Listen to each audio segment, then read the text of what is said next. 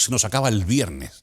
Llegamos al fin de semana y puede ser un bonito momento para visitar esta exposición de la que nos va a hablar ahora Mónica, que de hecho está allí para mostrarnos algún detallico, para que nos sirva de aperitivo. Mónica, ¿dónde estás?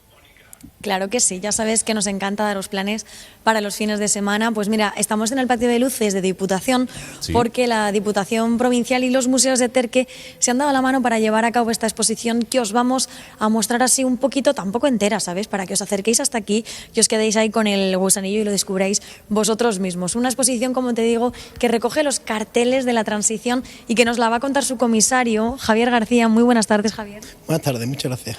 Justo antes de conectar, Alfredo, estábamos hablando, le preguntaba qué es lo que más curioso le parece a la gente y me decía, pues que se hayan guardado todos estos carteles.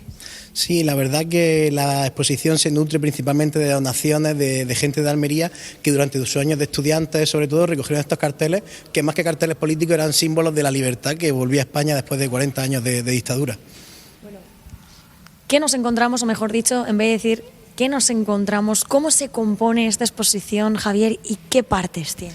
Sí, la exposición se compone de 5 espacios, uno primero introductorio, después ya pasamos a un espacio más dedicado al tema de los carteles que utilizó la sociedad civil, no representada por partidos políticos, sino simplemente esa gente del pueblo. Después ya sí pasamos a esos procesos electorales, los partidos, también hay espacio para el proceso autonómico con especial relevancia y finalmente un pequeño espacio donde reflexionamos sobre todo de la función del cartel dentro del espacio público y cómo al final fue volver a lanzar la voz de la gente a la calle después de 40 años, ¿no?, de represión.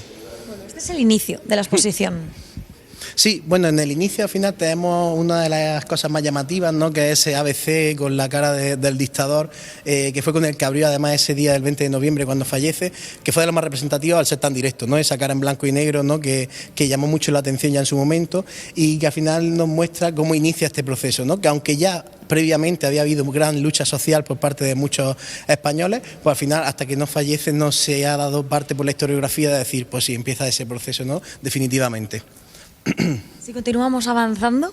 Sí, si continuamos avanzando, como os comentaba, ya entramos en la parte más social, donde vemos también incluso piezas que eran comunes o objetos que eran comunes en esas casas de la época y entre todos los carteles quizás el más llamativo sea el de Asociación Democrática de la Mujer Andaluza, esa Asociación Democrática de Mujeres, que además tiene un cartel bastante llamativo.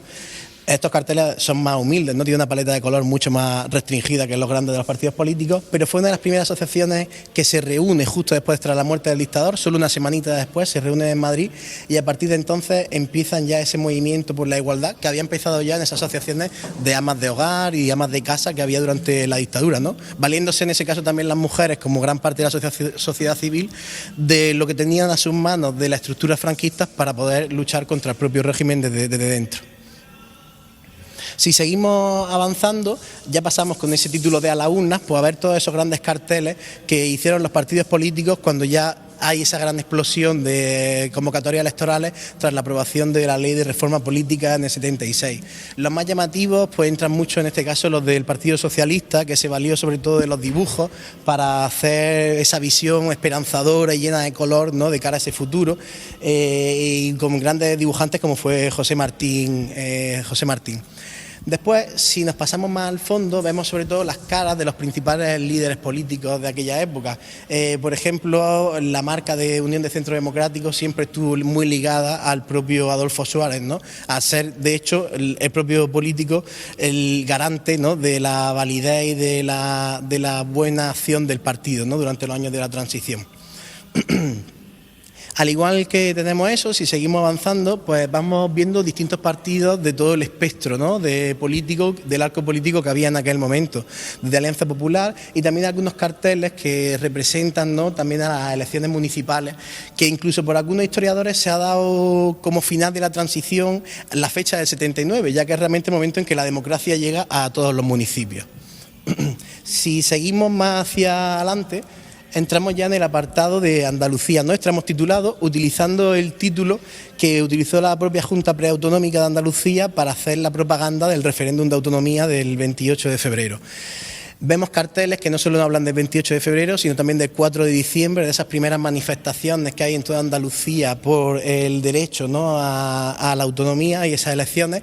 De hecho, fue esos años, justo en el 77, la primera manifestación cuando muere García Caparrós, ¿no?, el malagueño asesinado por poner la bandera en la Diputación de Málaga. Carteles tan señalados como el de Andalucía toda junta, que muchos recordamos y que es muy utilizado siempre en esa jornada del 28 de febrero, y también un pequeño espacio dedicado que refleja muy bien con la voz de Almería o los carteles de presión que hizo la Junta de Andalucía Preautonómica sobre el problema que generó, ¿no?, el referéndum, que salió de manera negativa, ¿no?, con un resultado negativo en la provincia de Almería por cómo estaba constituida la propia ley para hacer las votaciones, ¿no?, que requería la mayoría del censo votar a favor, no solo una mayoría simple, por así decir, ¿no? Javier, te voy a dar las gracias porque le hemos dicho a Alfredo que no íbamos a desvelar toda la exposición para que así los que nos están viendo se queden con ganas de algo más.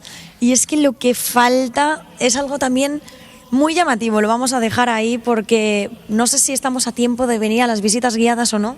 Pues las visitas guiadas de los martes están completas, pero si hay algún grupo de gente que esté interesada, que nos llame, que nos organizamos para que la mayor parte de los almerienses podamos disfrutar y podáis disfrutar de la exposición.